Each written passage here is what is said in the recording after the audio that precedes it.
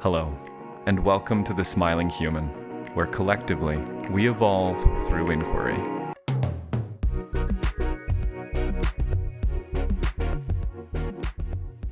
Hello, everyone, and welcome to this episode of the Smiling Human podcast. My name is Oak Mountain, and I'm your host.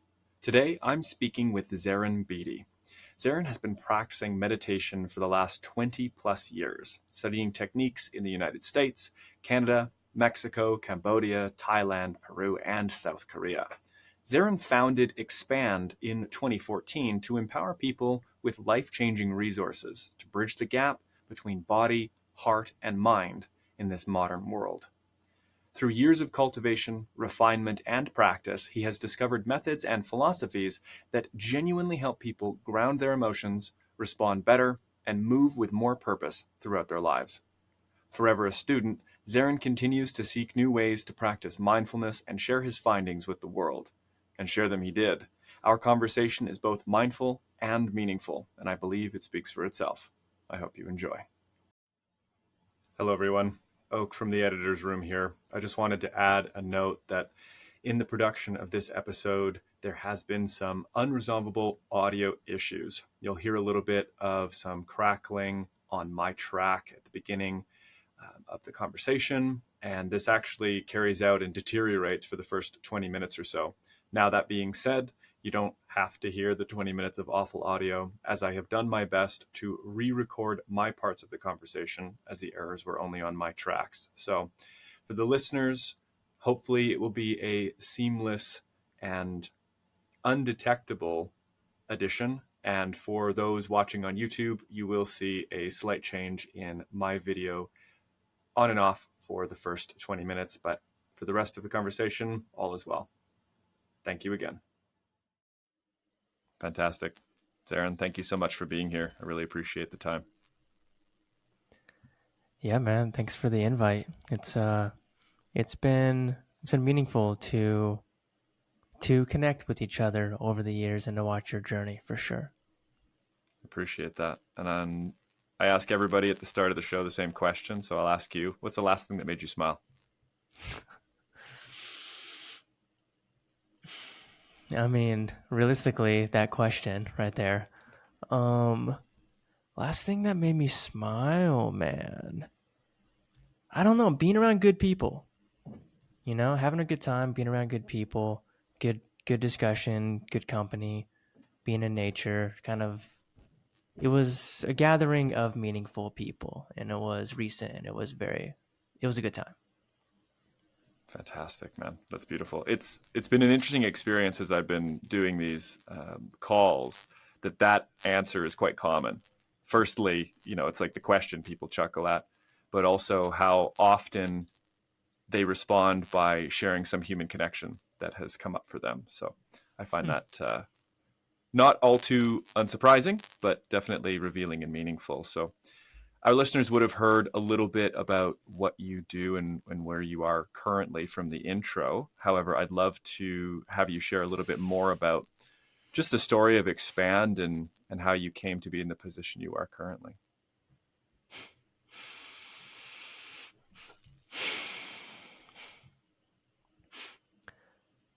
Life has its way of, it almost seems like, I don't know, man. It's like it unravels itself and reveals itself along the path.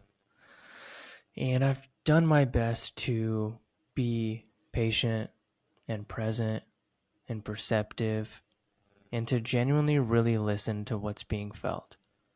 Whether it's a door that closes, or maybe a door that's opening, or it's about to open, or those subtleties and even feeling into an opportunity. And personally, I mean, this journey started at a pretty young age. It started with my parents planting seeds of meditation, or listening to Tony Robbins with my dad when we'd like go to movies on the weekends, like at a really, really young age.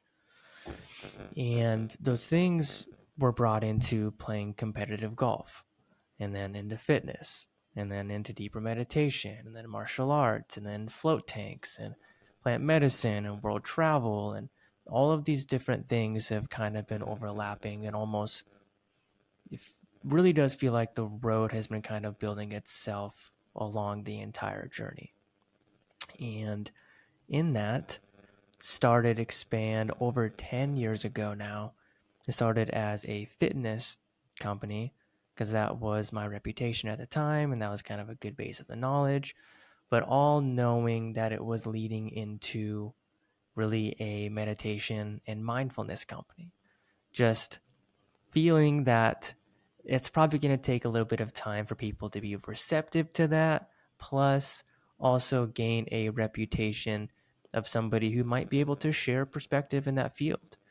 And knowing that at 22, people probably wouldn't respect a perspective of somebody talking about meditation. Maybe they haven't experienced much life.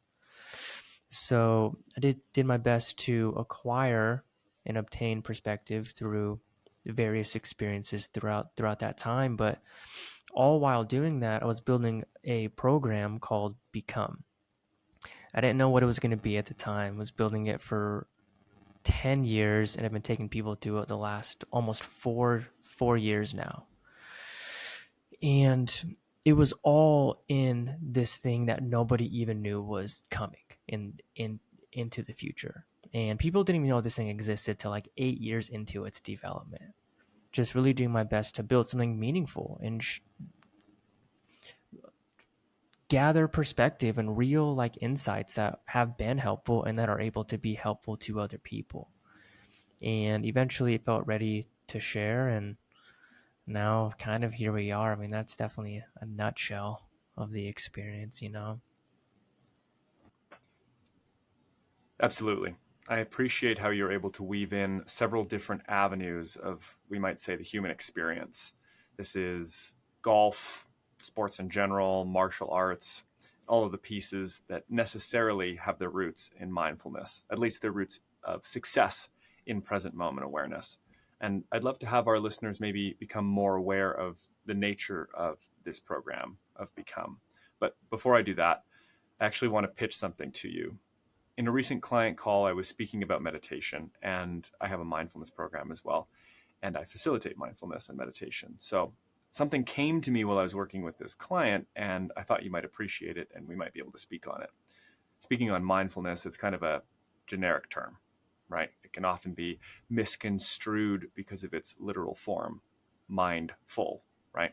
When our mind is full, well, what's my mind full of? It's full of thought, right? It's not necessarily full of present moment awareness. And so I landed on the following sentence, which, again, I'd love to hear what arises for you. The mechanism of mindfulness is the willful redirection of focus to the present moment. I'll say it again. The mechanism of mindfulness is the willful redirection of focus to the present moment. Hmm.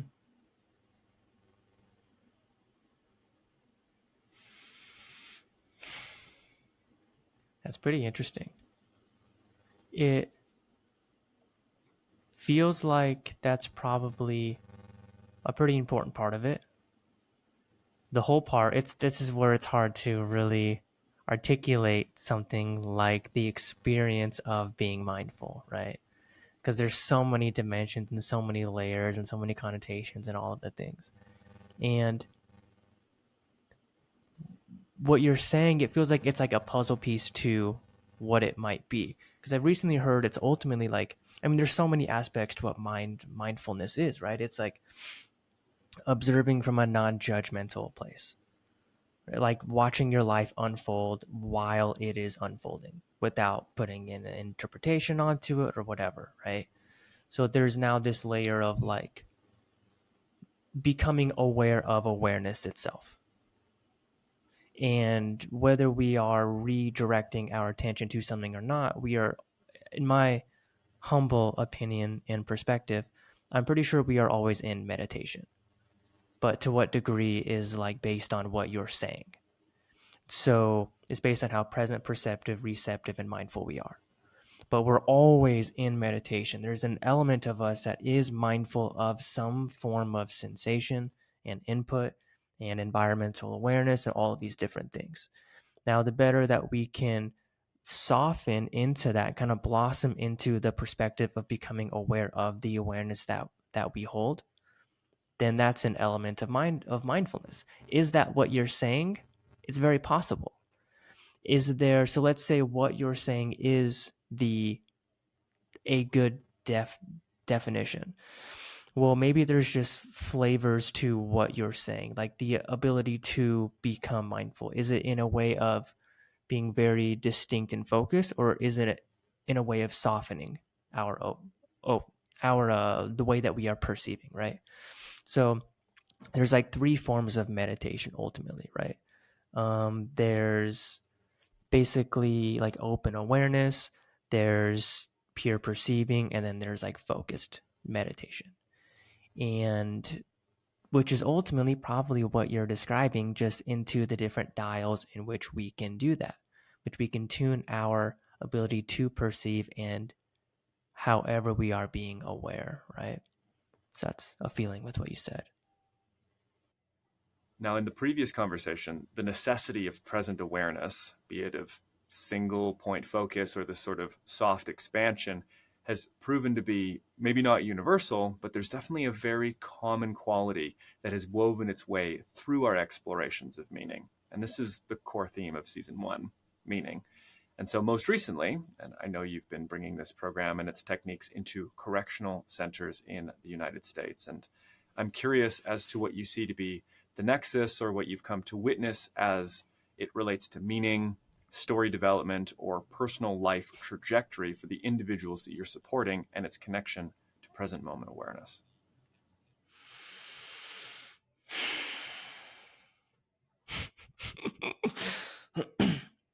Bro, I mean, it has been a profound experience being there.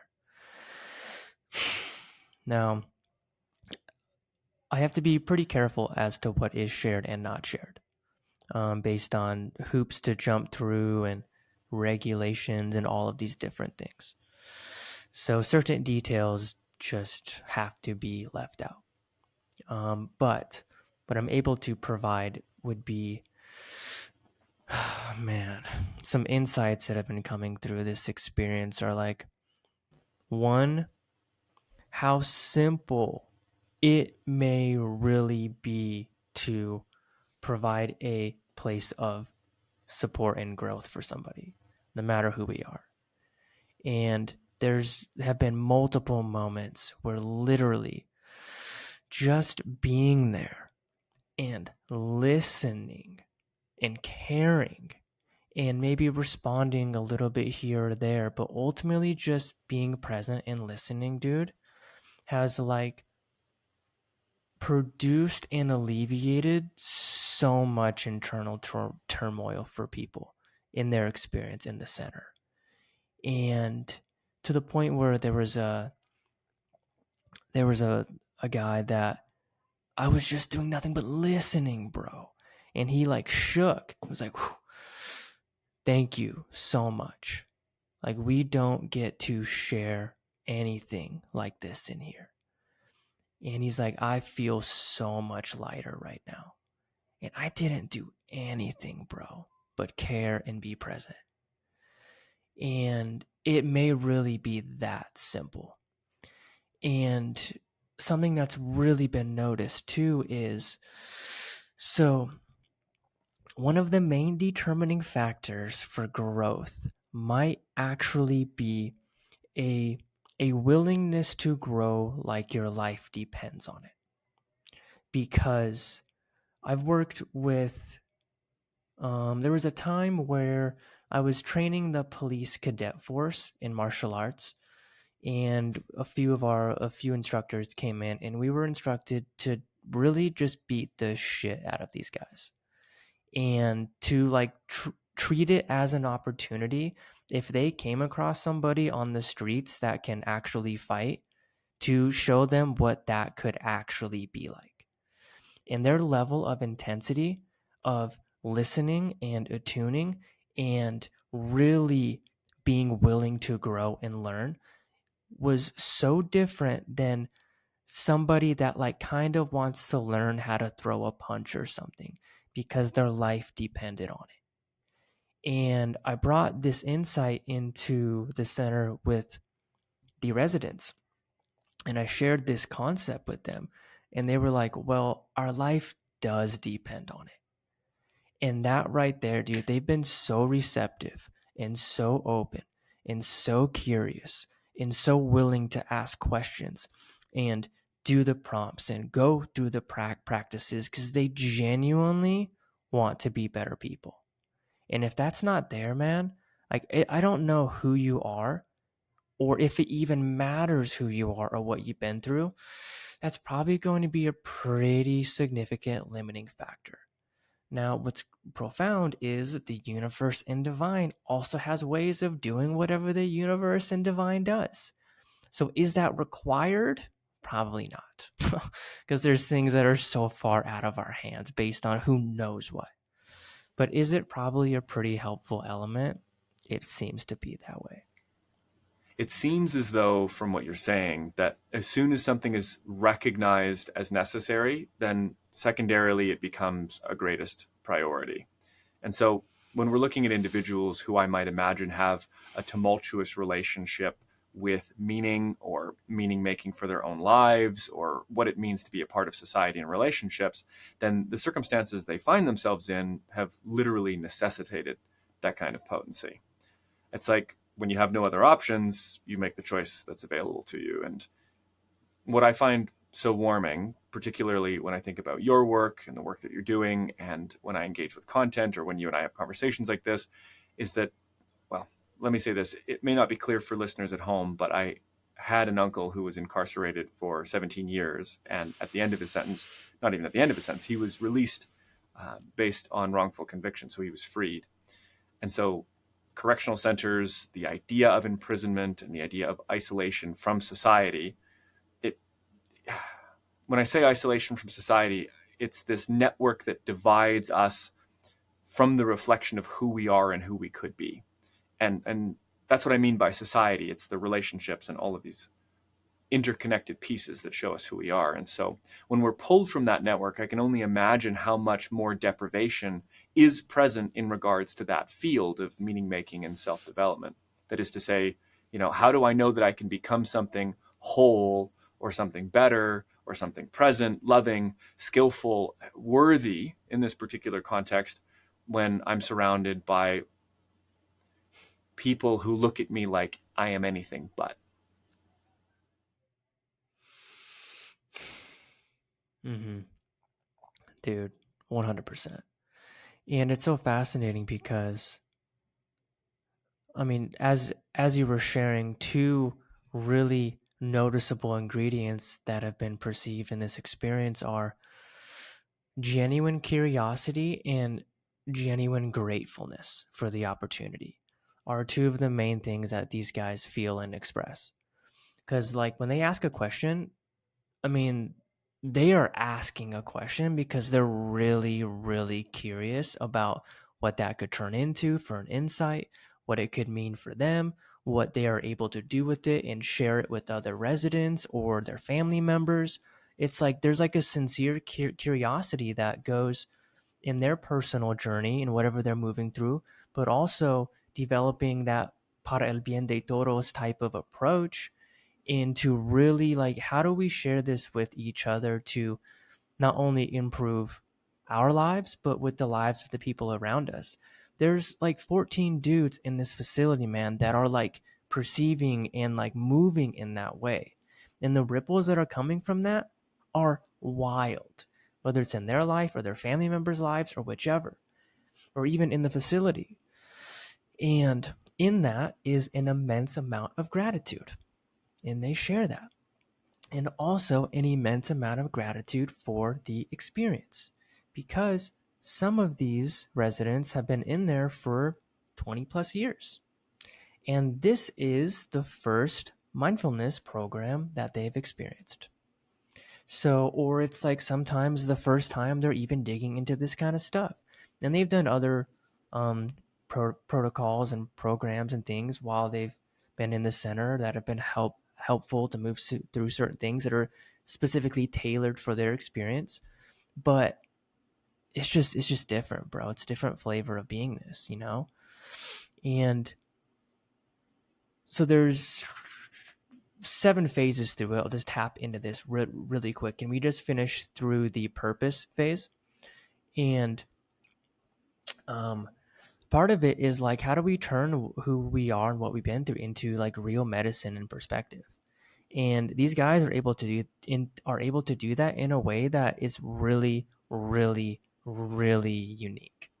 And they're feeling that, and they're grasping that, and they're sharing it with each other, and they're feeling potentially really profound benefit through who they are, where they are, and the questions that they're really wondering, man. It's wild.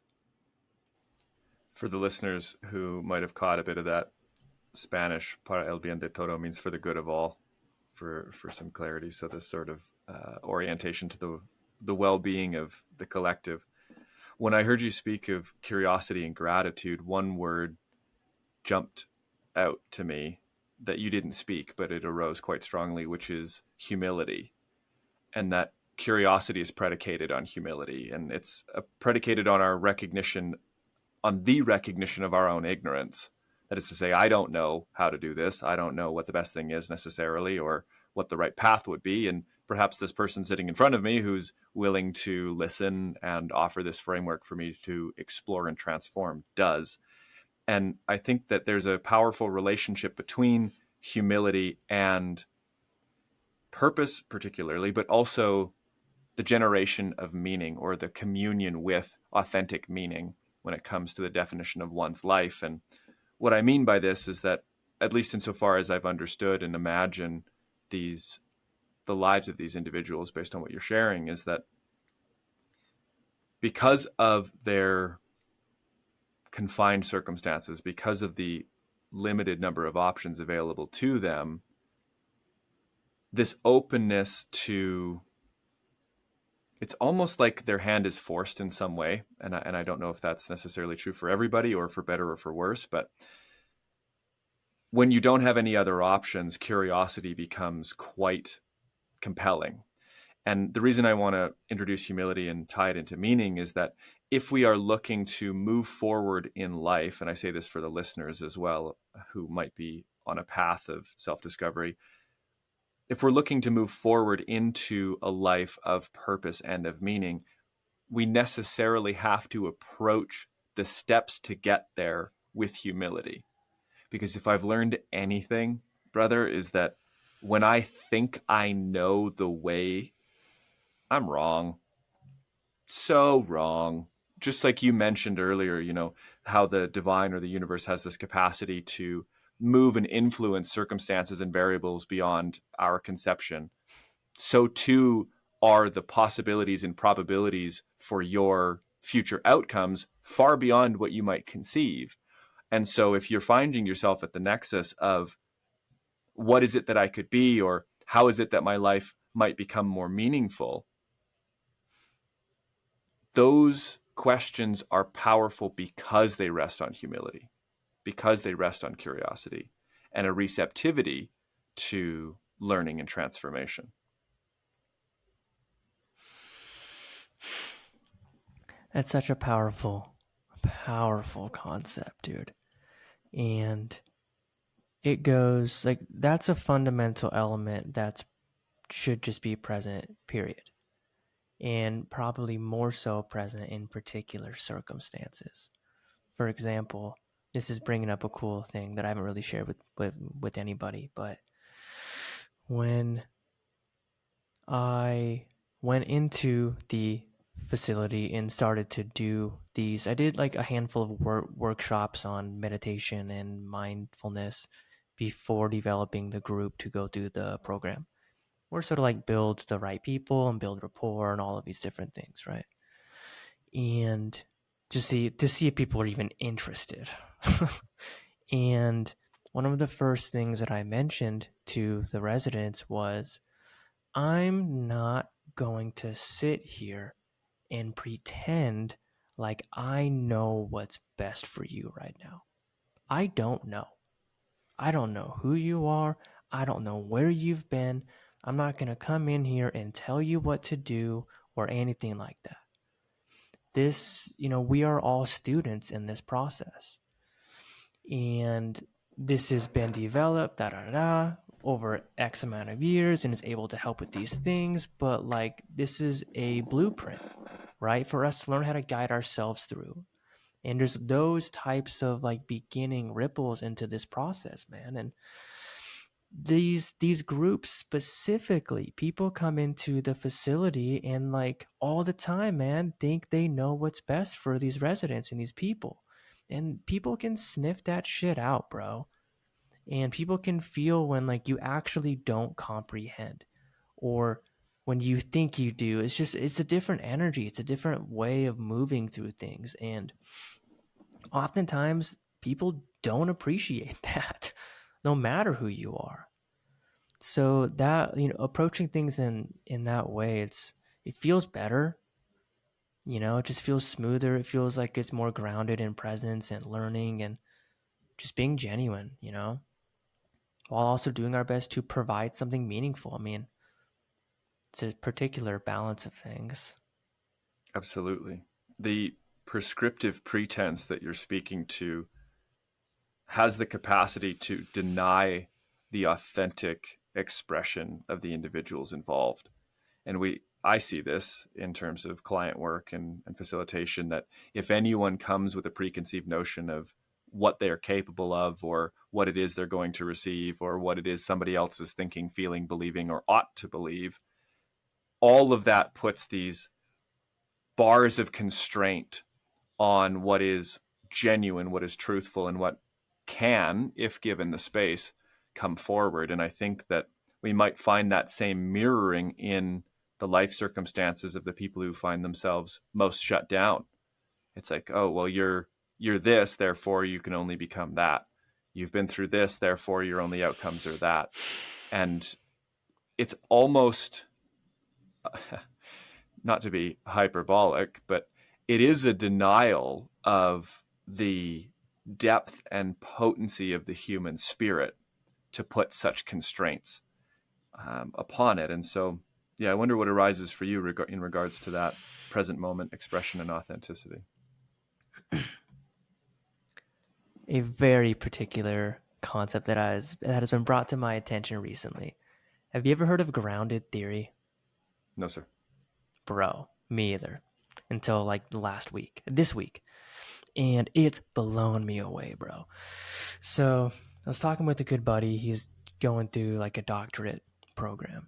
And he was asking me questions about the program. And, I was sharing how I tend to go about it. And like, I don't really come prepared, more so like engage and be present and listen and ask questions, and like the right responses and diagrams and things like blossom in that moment. And he's like, dude, it sounds like you do your best to meet people where they are and to let the data reveal itself in the present moment. And he's like, this is known as grounded theory. This is an actual thing, bro. I did not know this. I just felt like this was like a natural, innate way of like being and moving through moments, right? That's developed through martial arts and plant medicine and all of the different things. And he's like, grounded theory it became a thing in the 60s, where these guys started to realize it's like, oh, maybe we actually don't know anything about this topic. So why are we trying to come into it with a hypothesis, with some preconceived notion, and try and fit this thing that we don't know into this small box, right? That to me doesn't resonate. And so these guys were wondering this. So grounded theory is ultimately fully immersing yourself into the experience and letting the data reveal itself to you. And then I'm fucking gonna start thinking, bro, it's like, oh my gosh, like that's literally meditation, to fully immerse ourselves into a moment and let the insights and the responses reveal themselves to you. Then I'm like, holy shit. What is the opposite of that? The opposite of that is ultimately some of the biggest struggles in our lives and in society. It's interpreting something too soon. It's judging something too soon. It's labeling a thought the second it comes up. It's labeling somebody else the second they do something. And like literally, most of our problems in the world are literally the opposite of being this way, which it's been connecting so many really helpful dots in that sense. What arises when I'm hearing you here is the contrast between two ideas, one being the revelation of meaning and the other being the manufacturing of meaning. And this is so fun to hear you speak of grounded theory, because in my facilitations and the work that I've been doing, it's like that's what works. It just seems to be the method, the technique, the approach that allows for the greatest expansion, not only in myself, but also in those that I'm serving, to actually come into Mm-hmm. connection and communion with what is calling for attention and presence. And when we recognize that there actually is a genuine phenomenon known as revelation, and I don't just mean in a biblical or religious sense, but the universe, our bodies, our minds, our subconscious, however you want to label it, has the ability to reveal to us meaning.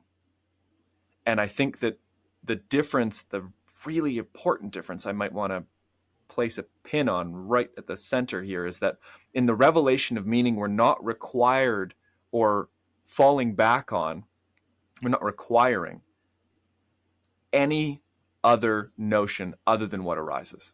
And this is what you're speaking to, is that all of what is brought to the present moment, just as we were speaking to the prescriptive propensity that some people might have in entering into and speaking with the residents that you work with, anything that we bring to the present moment has the ability to constrain the truth that arises. And it is absolutely the same mechanism of meditation, because meditation is this here-ness, nowness, yesness. And I think all of those pieces, when brought into a therapeutic setting or a peak experience setting, a transformational workshop, even if they're brought into your own moments day to day. And I say that for the listeners, this openness, this receptivity, and this yesness have the ability to grant a navigational power to your attention that can actually direct you to greater depths of meaning. You don't have to rely on the cultural imprints. You don't have to rely on the traumatic narratives that are woven into your body, into your mind, that there's actually this potency immediately and I might say in just incessantly available to you, should you choose to welcome that in with a willingness to listen. So I really love that you shared that. Thank you. I've been sharing it with as many people as I can this week, and this is the perfect platform for it. Dude, you're 100% on point with that. And it's ultimately building, it's tuning our way of being, it's tuning our way of perceiving and receiving, period. Dot, dot, dot. And how do we do that? Probably through meditation and mindfulness. Ultimately, it's becoming aware of, when do we feel stuck? When do we not feel stuck? When do we feel constricted or restricted around certain people or in certain environments?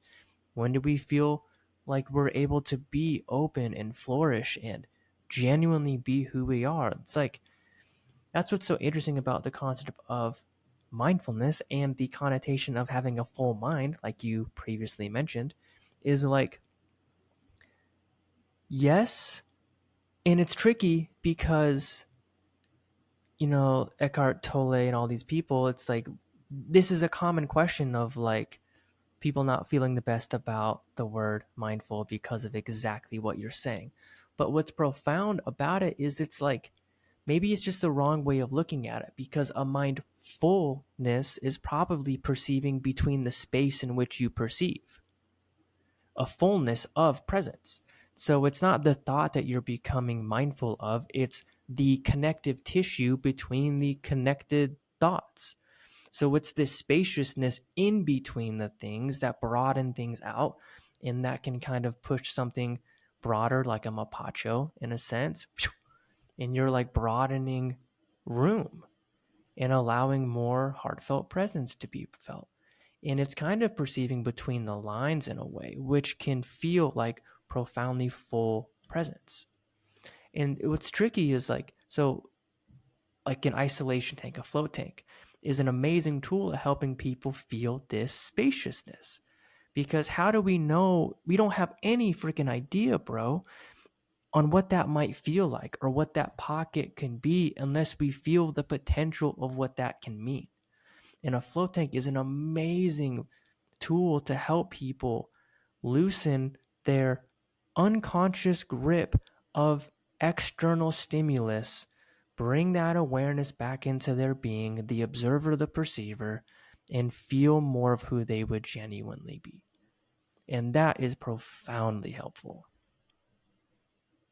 Beautifully said, brother. I think that's a great time to take a pause, and we'll be right back for the second half of the show. As the first half of our show sets in, I wanted to thank you for listening to the Smiling Human podcast. This show would not be possible without the support of listeners like you. Liking and following on YouTube, sharing with a friend, or following on your local podcast app are all easy and simple ways that you can support this show and help it grow into the future. If you do want to support this show directly, you can consider becoming a patron at patreon.com/thesmilinghuman. Patrons get perks like early access to all episodes, behind-the-scenes content, and access to live Q&As with me. If this feels within your means, then please consider becoming a patron. Now let's get back to the show. Excellent. Well, as we are in the second half of our show now, I like to start it off with the section I'm calling the question of the week, which is where I invite guests to bring an inquiry or a question that's meaningful to them to share with the audience, with myself, or just for the general purposes of discussion. So, Zerin, what have you got for us? I appreciate this.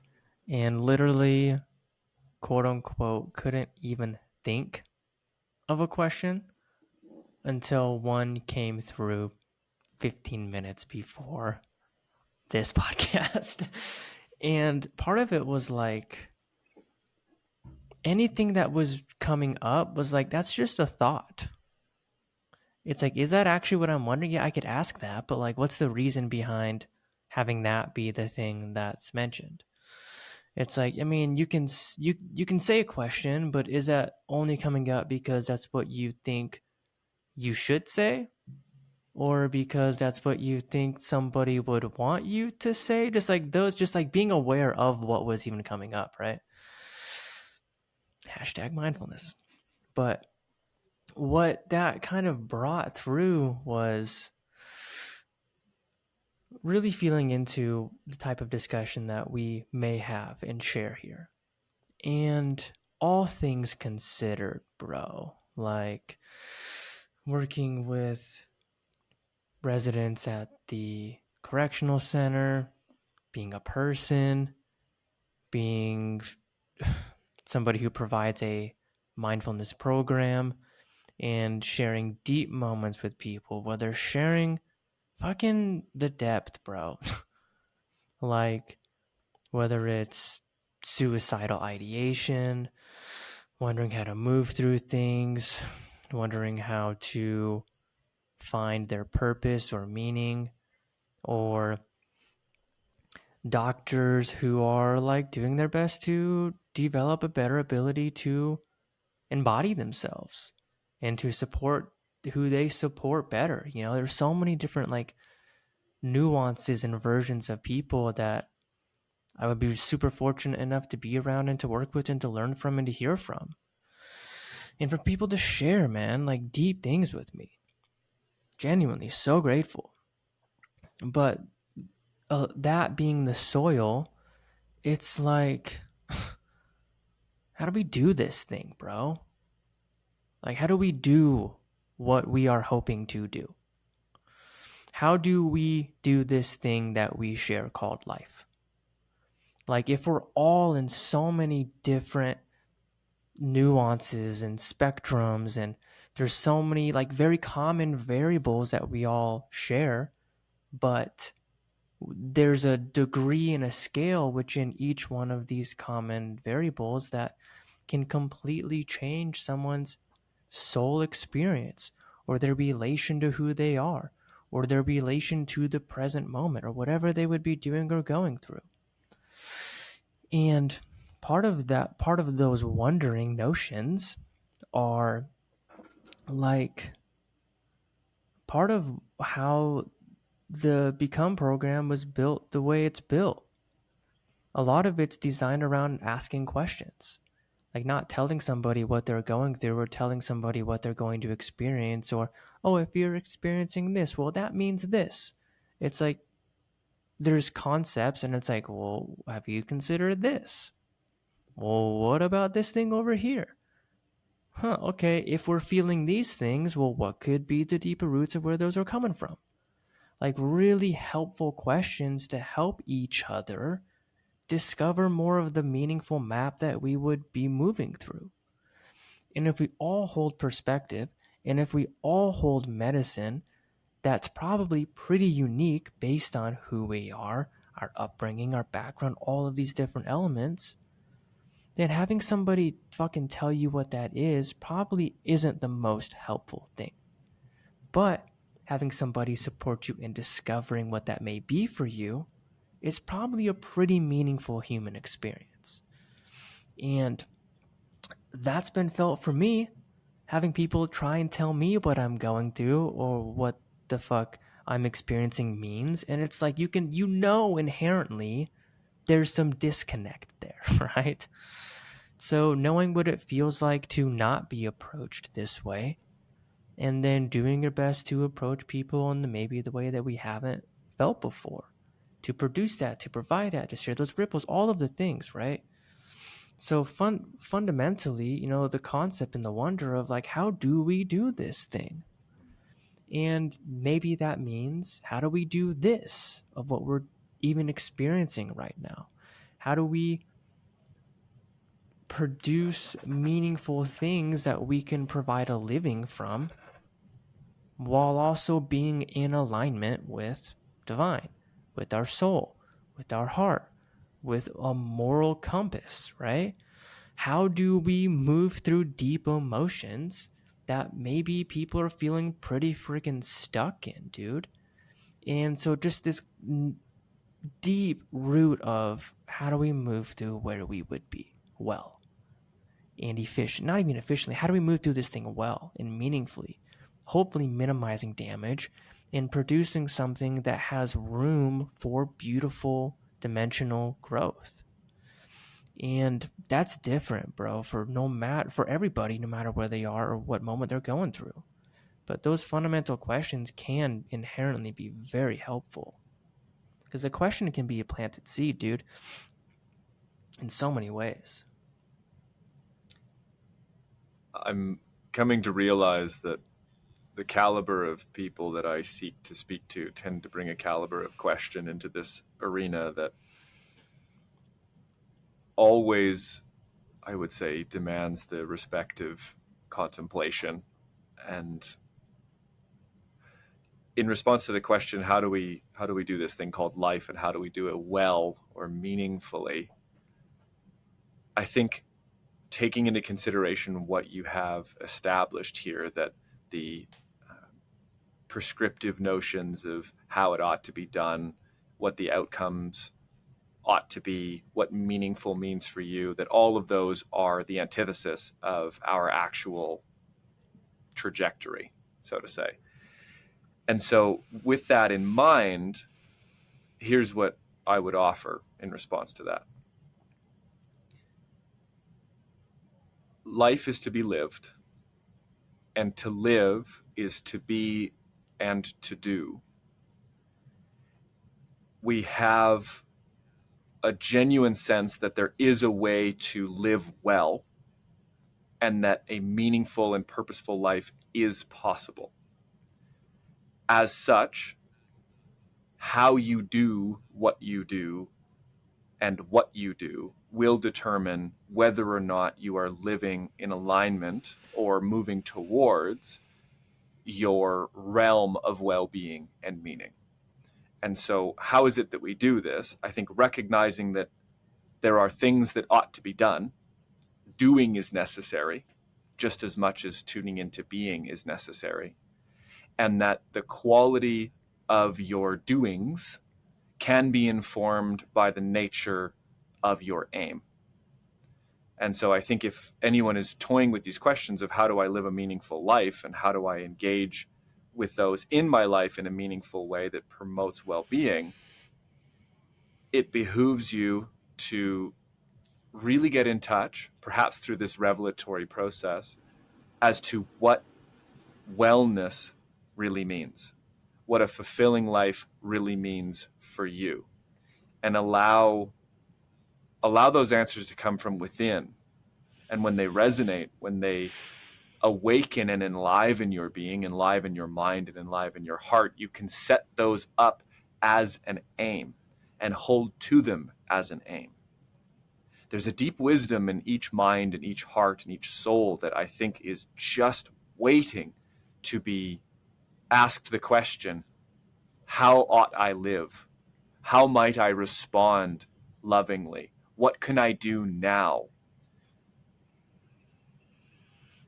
I think that's the piece. Know that it ought to be done, that you will not succeed unless you know where you're going, and that you can trust in your innate wisdom to illuminate for you the ways that you are living that are either bringing you closer to or farther from that aim.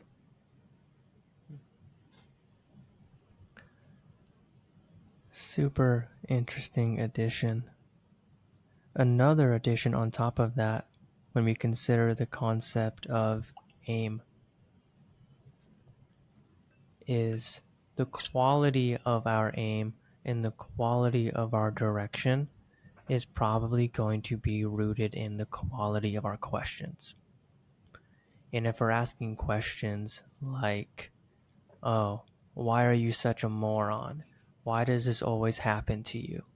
It's producing the quality of said aim. When it's the quality of the question may be rooted in, okay, what should you be learning from this moment right here? Like, what's this trying to show you? How can this be molded into something really beautiful? How is this able to be fertilizer? Would this be showing me a part of this map that I'm not familiar with? When we ask better questions, something happens, dude. It's so far beyond me or you. And that's part of our participation, it feels like. And then to become mindful of what questions we are even asking. And what are we listening to, right? And maybe like somebody, this was popping up too, would like to live a fulfilled life, right? Well, then it's like, well, what does that even feel like? That's a valid question. Like, that's a valid question. What does being or feeling fulfilled even feel like? And maybe we don't get those answers immediately. But if we begin to even unpack that, okay, what does it feel like? What might it look like? Okay, what are some things that do feel fulfilling? What are some things that don't feel fulfilling? We can get a gauge on whatever we are hoping to feel or embody or bridge or bring and provide an experience and become for ourselves and for the environments and for so much more.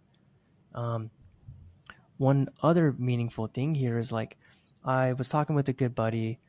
He's a behavioral psychologist at a pretty big local hospital. And he was talking about the aspect that that nurture becomes nature based on the way that the parent parents their child. So the way they parent actually changes the brain of the child.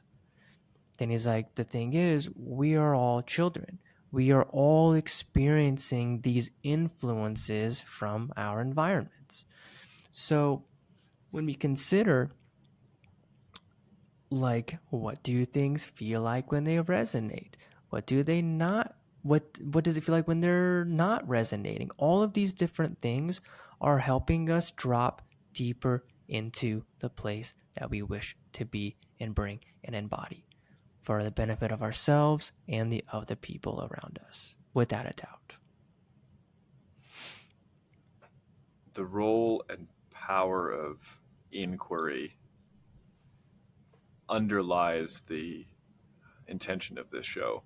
And so it's hitting very close to home. And I think that what you're driving at might be distilled into an idea that if there is this deeper yearning inside that many of us have and live with for greater meaning and greater fulfillment, that we can clarify the path, clarify our next steps by asking questions, and particularly asking well-defined questions, questions that will narrow the scope of focus such that we can hone in on these little nuggets of gold that we seek.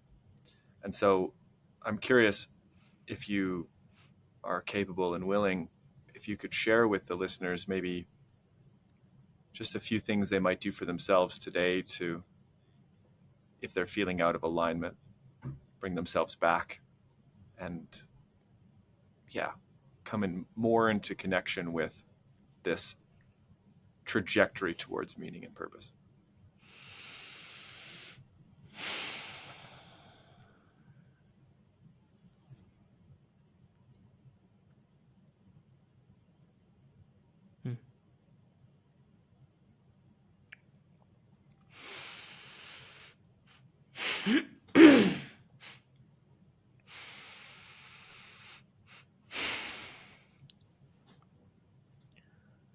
So, without knowing the details of anybody, right, and the nuances of where this could go, what's being felt would be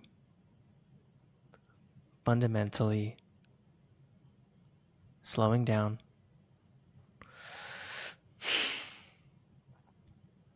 just becoming a little bit more in touch with the subtleties of where you would or wouldn't be, but probably more so in this moment where you would be. Beginning to wonder, ponder, contemplate, plant seeds, and ask some meaningful questions, whether it's for your personal journey or for the journey of the people around you. Like some people, we all have families, right? Maybe our family members are going through some stuff. Well, maybe even wondering, okay, what could this be helping show your loved one? What's a deeper lesson in this? Just slowly opening the subtle jar of like wondering deeper questions, inward and outward. From there, beginning to attune our compass, bro, for real, with like who we genuinely wish to become. Like for real. Like who we genuinely wish to become. And what it feels like a helpful way to know what that may be or to feel deeper into that is also rooted in asking questions. Okay? How do we wish to feel? What are we able to provide the world? What have we been through that we don't wish to continue producing in the world? What are some things that have guided us to be who we are and where we are? Are those things helpful? Are they harmful? Or have they been helpful up until this point, but maybe there's a better route from here? Beginning to really feel into this stuff.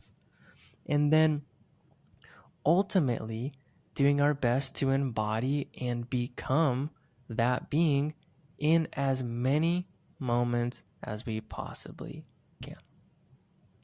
The way that we breathe, the way that we feel, the way that we respond. Like, for example, like the Become program isn't about becoming something into the future. It's part of it, a huge root of it, is attuning our compass to what that may be and feel like, and doing our best to become and bridge that into the moments that we are in. But it's helpful to hold a compass and an orientation for something, hopefully for the good of all, para el bien de todos, right? And then like doing our best to, like you were saying, feel into when would we be or feel in alignment to this? When would we not feel in alignment? And holding grace and compassion when maybe we wouldn't be in alignment.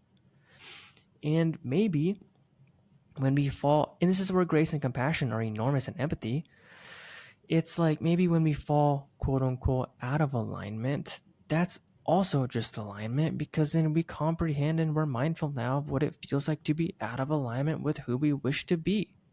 It's like if we're able to perceive in a particular way, then each moment's able to be medicinal and helpful, whether it's for ourselves or for another person or whichever. And probably one of the deeper roots to how come become has been so unbelievably helpful for so many people in different ways is because of the shared common elements. It's like we don't have to know what somebody is particularly going through to comprehend what it's like to move through deep emotions. We're sharing the element of moving through deep emotions, or wondering, or not knowing, or like wondering what the fuck's going on, or like being swept up in something. That's relatable. That's shareable.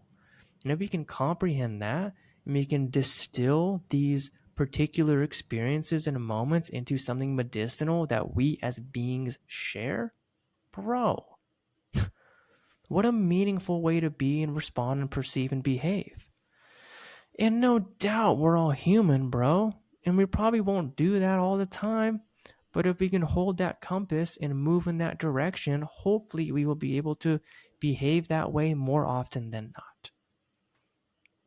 Not that we don't feel emotions, or maybe we lose our cool or whatever. I mean, fuck, that's part of the what's the groove, what's not the groove. Like for real. And grace and compassion. There's one more thing being felt here. I have a whiteboard right here. I would love to draw something, but it might take a second. Go for it. All right. I don't know. This is me totally guessing on how this is going to look and work. And this is a little gift for our YouTube viewers. If you're listening on one of our audio only platforms, I'd encourage you to go check out the Smiling Human channel on YouTube to see what our brother Zerin here is about to draw for us on his whiteboard. Dude, whiteboards are one of the world's greatest inventions. Okay. So that's probably a messed up Sharpie for Expo. So bear with me, my friends, because I'm going to do this as quick as I possibly can.